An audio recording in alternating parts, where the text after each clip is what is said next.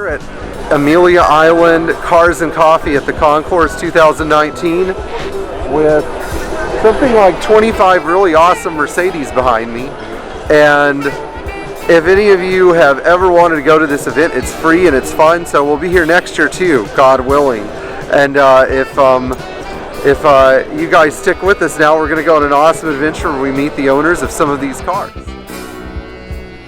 This is a 71, and Joan bought it brand new in 71, took German delivery, drove it over there for a month, and then had it shipped back. And she picked out the colors that MBM, and they said, well, why don't you do a two-tone? And she said, okay.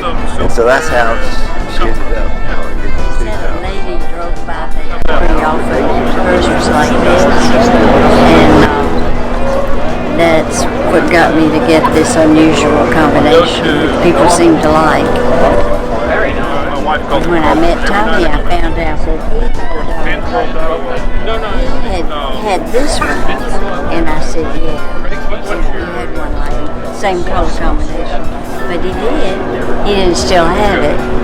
He had sold it in Mississippi, where he lived, and but he was still in touch with the guy that owned it now. It was a fellow that had crewed with him with it in Mississippi to sail on the lake.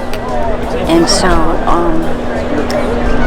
we met up with him down here, and he had bought the car and was in the business, but he was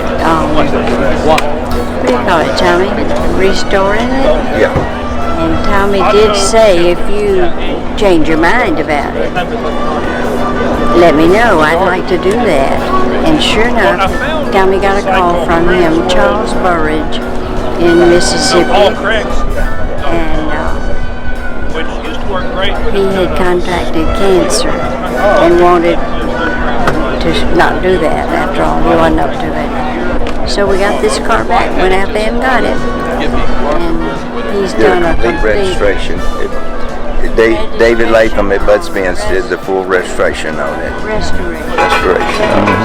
And what year did you get it taken up? I had the car in 71 and 72, and then I got to buy it back 6 years ago. And then we spent 5 years restoring it.